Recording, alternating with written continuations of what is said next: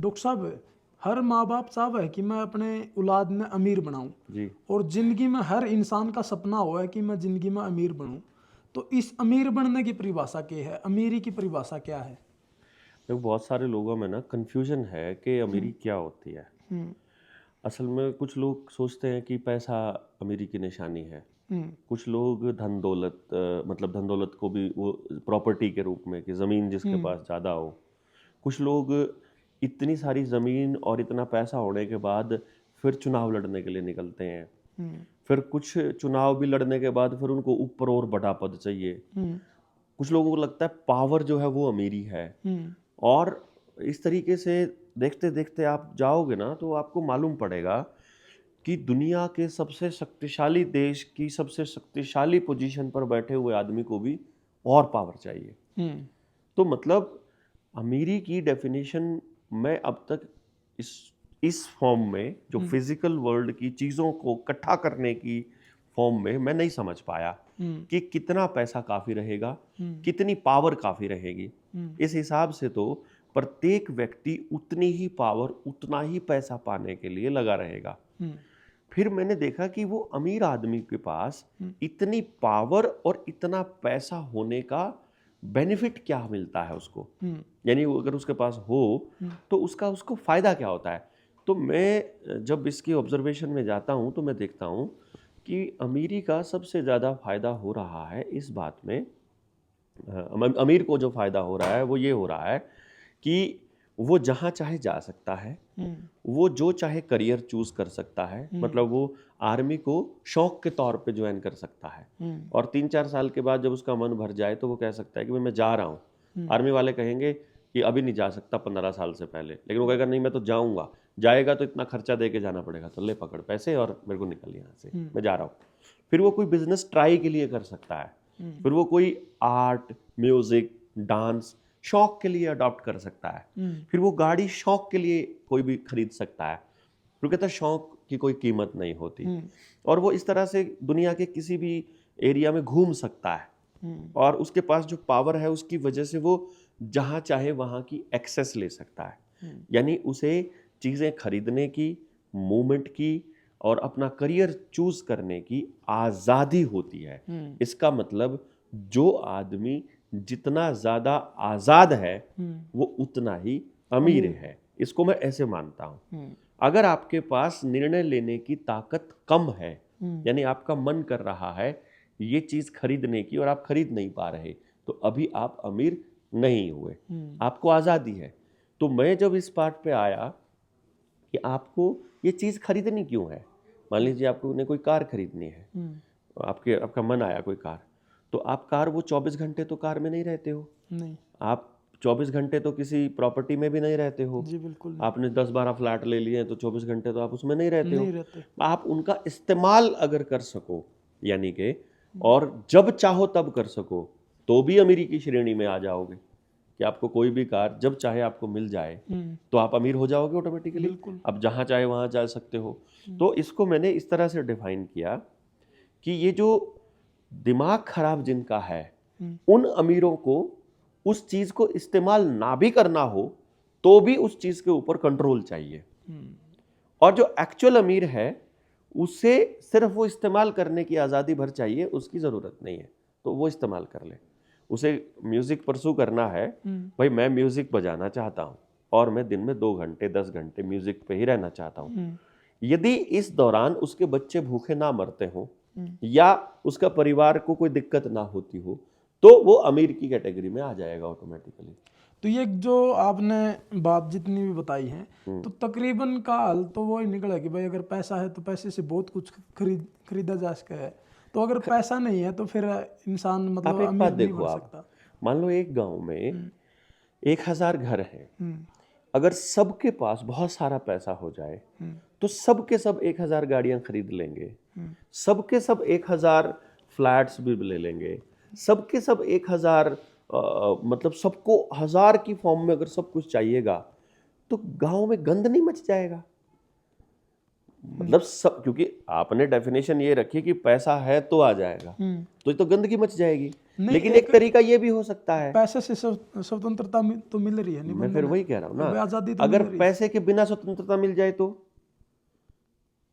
अगर यही चीज पैसे के बिना हो जाए तो, यानी अगर 1000 घर बैठ करके प्लान करते हैं और वो देखते हैं कि इनमें से कितने घरों की जरूरत है वो, और कितने घरों का शौक है वो, और जरूरत वाला का क्या रोल है और उसको कितनी जरूरत है, और शौक वाले को कब कब जरूरत पड़ती है, तो 1000 घरों के लिए 100 गाड़ियां मोर देन सफिशिएंट है भाई।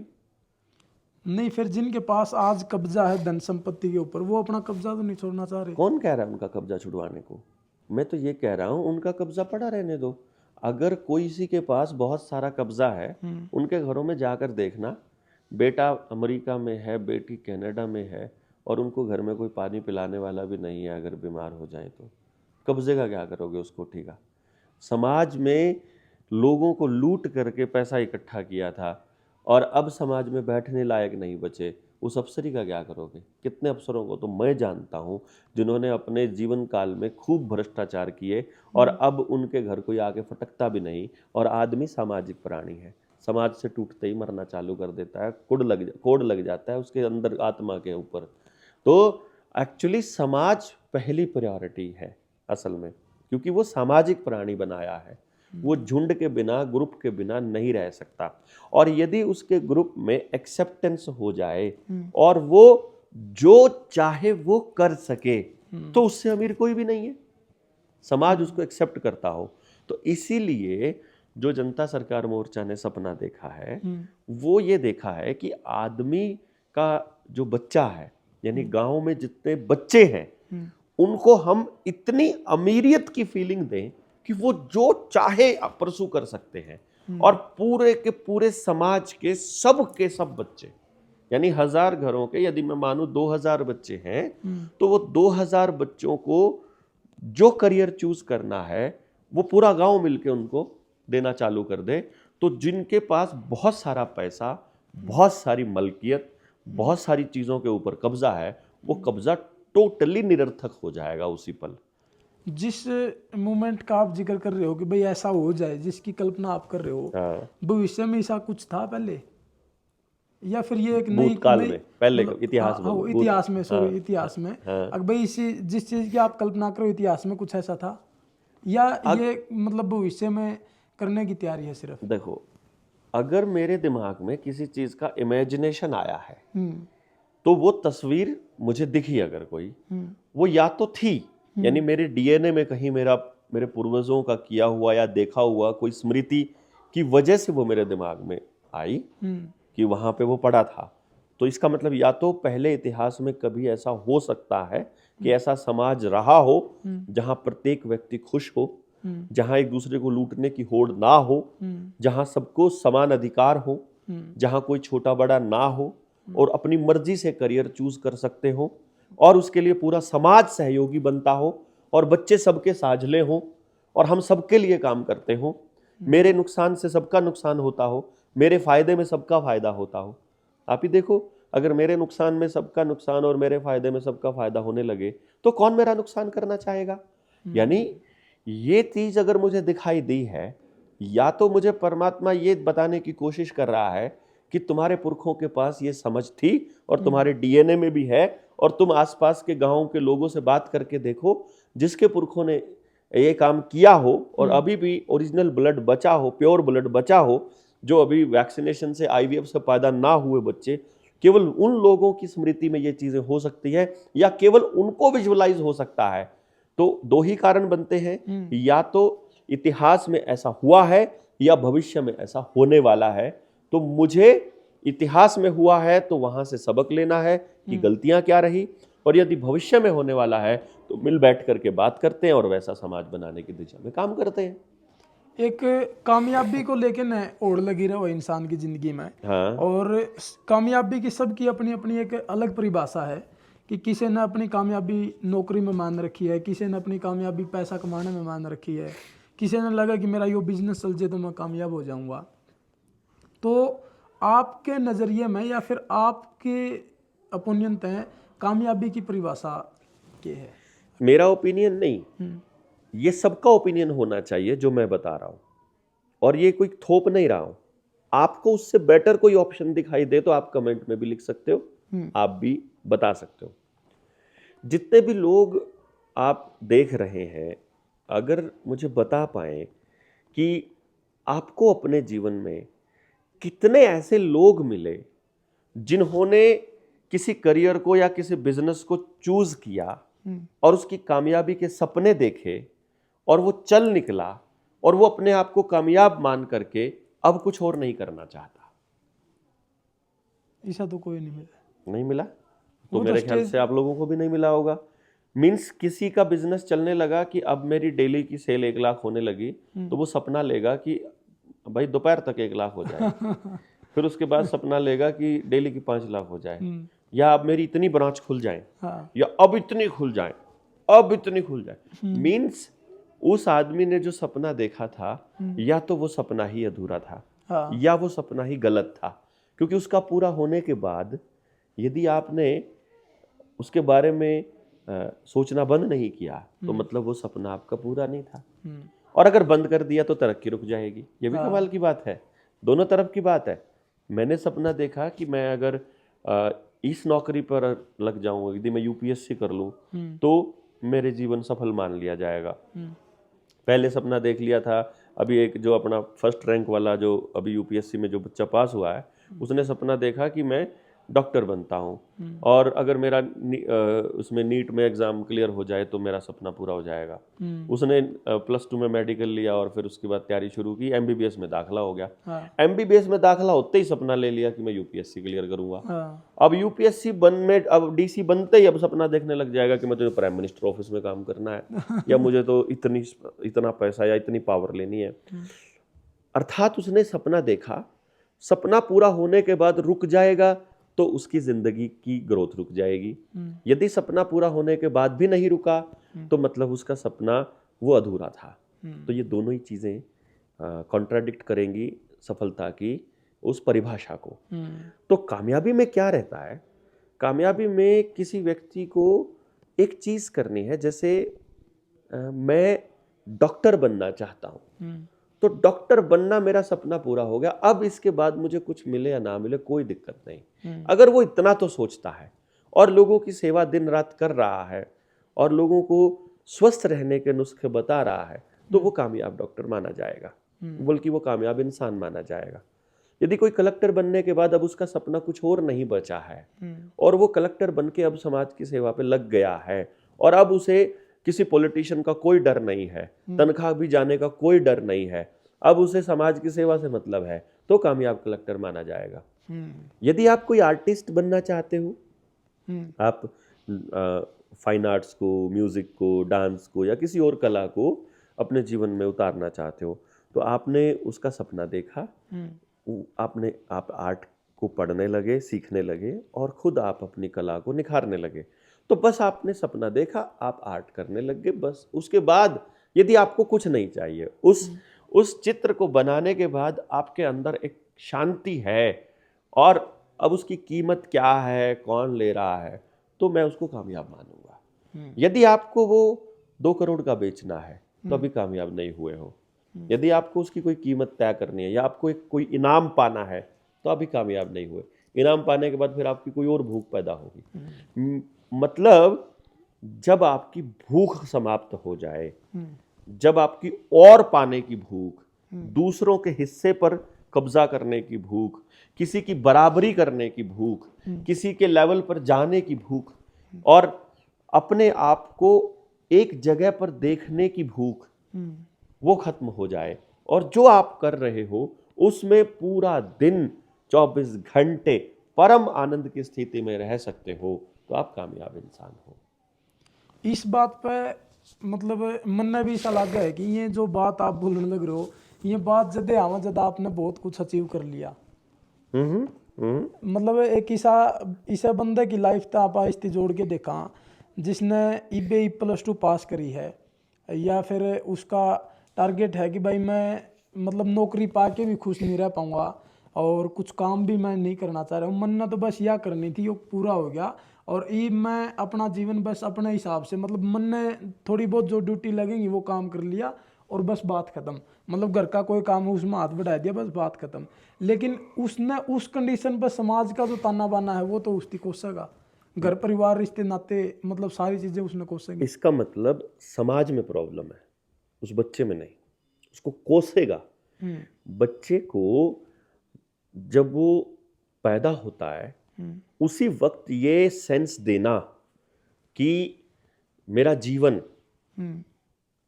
सुरक्षित है, मेरा समाज सुरक्षित है, मैं जैसा हूं समाज को स्वीकार है, ये सेंस देना समाज का दायित्व है।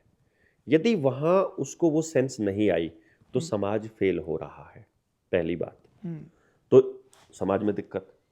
फिर वो जिस काम के लिए पैदा हुआ है, जो काम करके उसको अल्टीमेट हैप्पीनेस मिलनी है, उसे बचपन में नहीं मालूम है, लेकिन उसकी गतिविधियां उस माँ बाप को, टीचर को, समाज को बता सकती हैं कि इसे मिट्टी पसंद है, इसे जानवर पसंद है, इसे कारें पसंद है, इसे कंप्यूटर पसंद है, इसको दौड़ना पसंद है, इसे बैठा रहना पसंद है, इसे खाना पसंद है, इसे खाना बनाना पसंद है, इसे दूसरों की हेल्प करना पसंद है, या इसको घूमना पसंद है।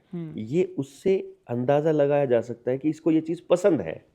तो उसे जो जो चीजें पसंद है, जो जो चीजें उसको, 4 चीजें पसंद है, चारों चीजों का एक्सपोजर देने में समाज का क्या जाता है। एक बच्चे को ब्रश लेके रंगों से खेलना पसंद है, उसे रंग देने में समाज का क्या जाता है।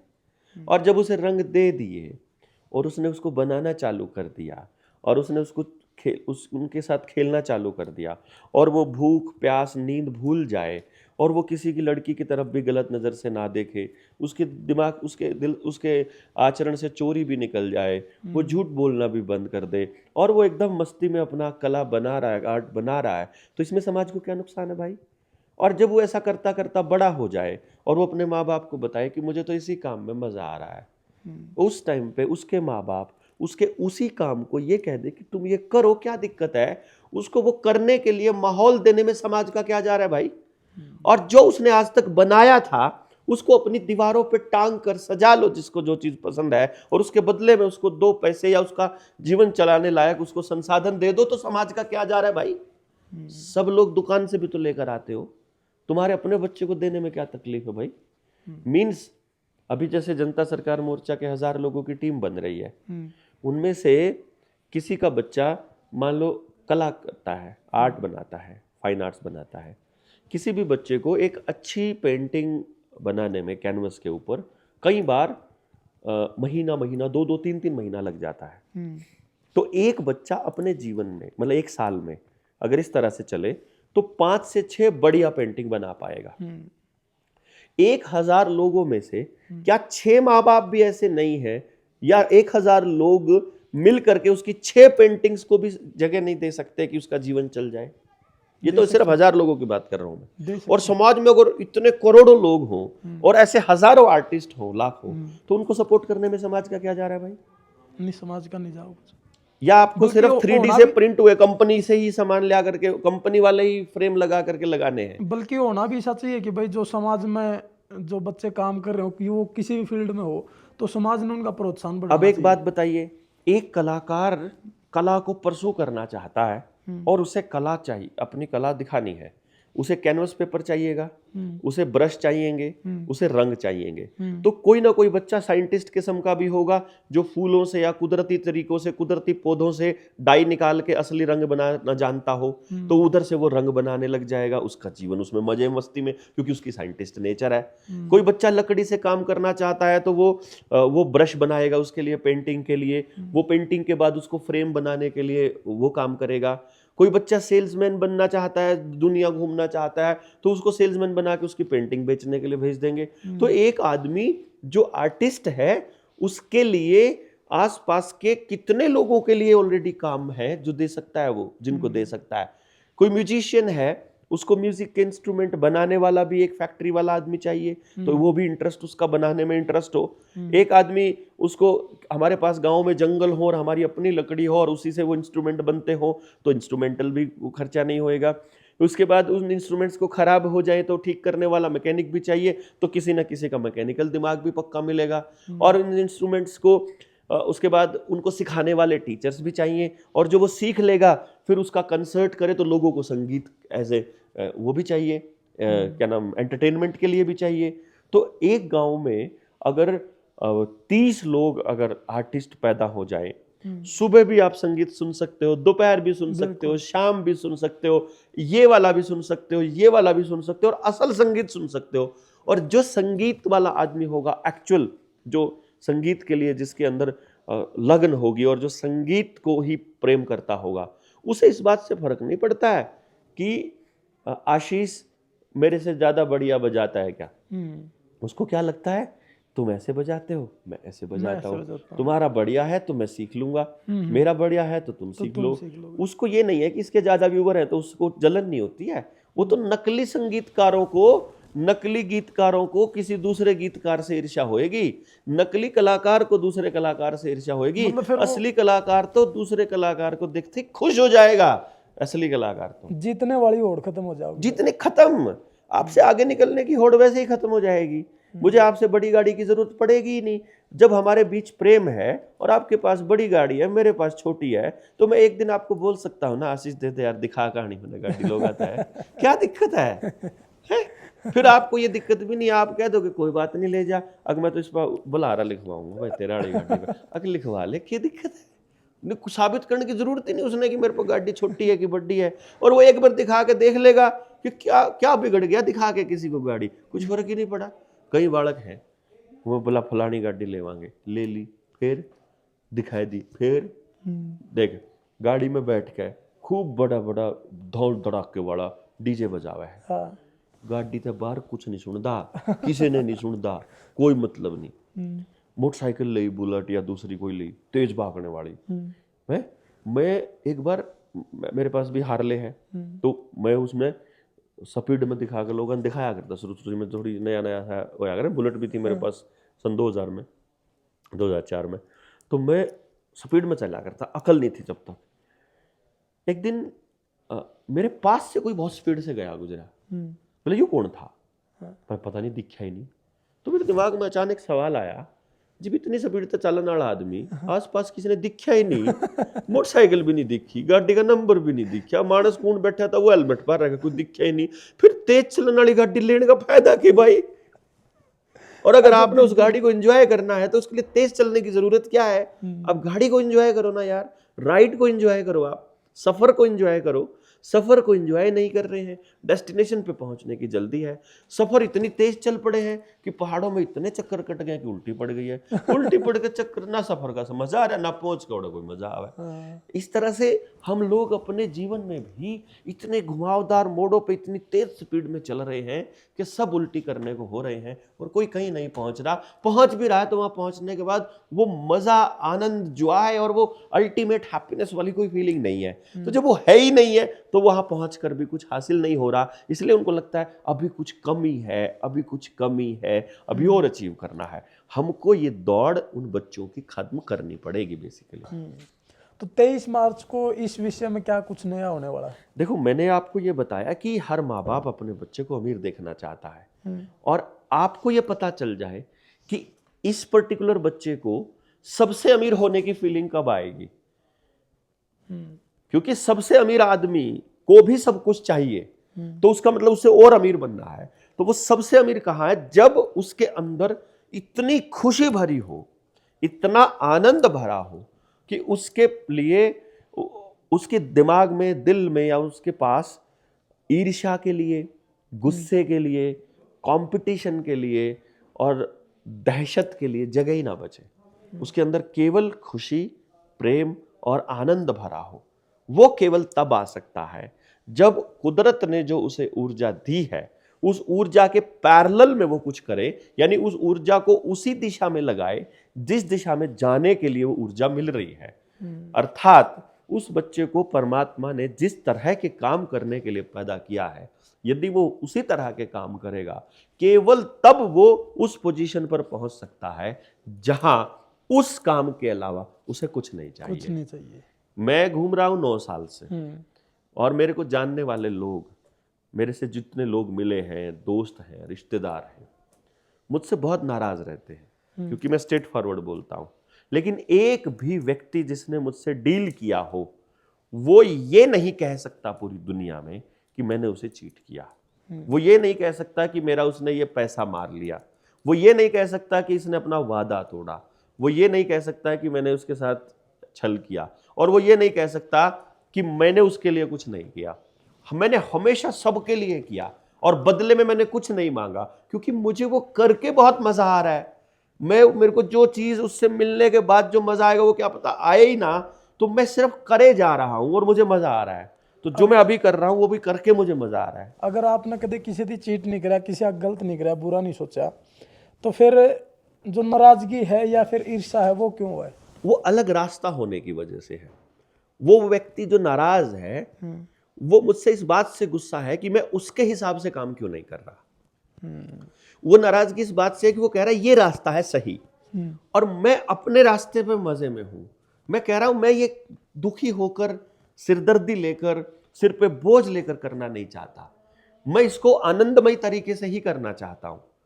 तुम्हें अगर लगता है तो तुम उस रास्ते जाकर के वो काम कर सकते हो। मैं केवल प्रेम बांटने पर काम करूंगा, मैं केवल यही चीज देने पे काम करूंगा। तो वो अपना रास्ता चूज कर लेते हैं। तो अपने को सही साबित करने के लिए वो मुझे ये तो कभी नहीं कहेंगे। मैंने कभी ये नहीं कहा कि तुम्हें कभी कहा हो कि मेरे हिसाब से काम करो, या किसी को भी पूरी दुनिया में कहा हो कि तुम मेरे हिसाब से काम करो। मैंने आज तक किसी को कहा नहीं। आपने अपने रास्ते में मजा आ रहा है, जरूरी तो नहीं है वो रास्ता सही हो ना, लेकिन गलत नहीं है इसकी गारंटी है, क्योंकि इसमें किसी का नुकसान नहीं हो रहा ना। जिस रास्ते पर किसी का नुकसान नहीं हो रहा वो गलत नहीं हो सकता। तो फिर गलत नहीं है तो फिर सही हो गया रास्ता। मेरे लिए सही है।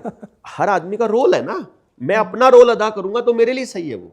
आपका बच्चा जो पैदा हुआ है उसका रोल है, उसे उसका रोल देना है, ना कि अपने हिसाब से चलाना है। तो फिर कुछ लोगों के लिए रास्ता यो भी सही होगा कि उन्हें मतलब नौकरी में कामयाबी लगा है, भाई अपना बिजनेस। नौकरी कुदरती सेंटेंस नहीं है।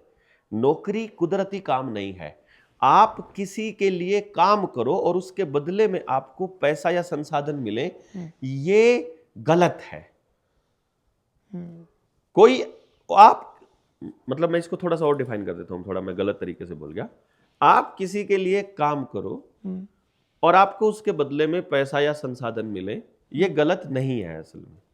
लेकिन आपको उन संसाधनों के लिए किसी के हिसाब से काम करना ही पड़े। तुमको यही करना पड़ेगा, इतने बजे आना पड़ेगा, इतने बजे जाना पड़ेगा, मेरे हिसाब से काम करना पड़ेगा, ये गलत है ना। ये कुदरती नियम को तोड़ता है। मतलब इंसान का गुलाम बनने के लिए पैदा नहीं किया गया है। हम सब लोग समाज के लिए काम करें और समाज उसके बदले में संसाधन मतलब आपस में एक दूसरे को दे। तो ये तो है सहयोग, सहयात्री, सहभागी बनकर काम करना। किसी का नौकर बनकर काम करना या किसी को नौकर बनाना, ना ये इंसानियत की श्रेणी में आता, ना ये धर्म की श्रेणी में आता, ना ये किसी अर्थशास्त्र की श्रेणी में आता, ना ही ये प्रकृति के नियमों में कहीं आता कि कोई भी जीव किसी दूसरे जीव का गुलाम या बंदी नहीं होना चाहिए जी।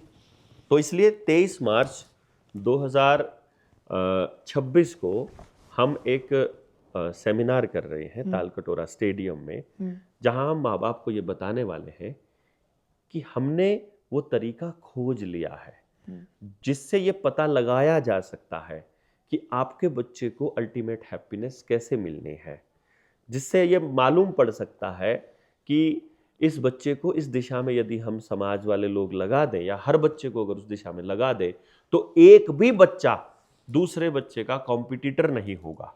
यदि वो कंपटीशन करेगा तो खुशी से करेगा। यदि वो उसका प्रतिद्वंदी होगा, जैसे खेल है, कबड्डी खेलते थे, कितनी बार हम प्रतिद्वंदियों से हारे हैं, हम नफरत थोड़ी हो जाते हैं, हम उनसे पीछे रहे हैं, उनसे कम अंक आए हैं हमारे, तो हम गुस्सा थोड़ी करते हैं कि उनसे हम चिढ़ थोड़ी जाते हैं जी। हम अगली बार और मेहनत करते हैं और अच्छा खेलते हैं, हम ये नहीं कहते कि कभी भी कि सामने वाले प्रतिद्वंद्वों की टांग टूट जानी चाहिए, हम ये नहीं कहते वो पीछे रह जाने चाहिए, हम ये कहते हम और अच्छा करेंगे। तो वो जो बच्चा असल खिलाड़ी होगा वो सिर्फ खेलने पर फोकस करेगा। जो बच्चे को खेलने के बाद नौकरी चाहिए वो डेट ऑफ बर्थ में भी गड़बड़ करेगा, वो छोटा बनकर मेडल लेके आएगा, वो अपने से प्रतिद्वंदी के खाने में कुछ मिलाने की करेगा, वो अगले को नुकसान पहुंचाने के लिए करेगा।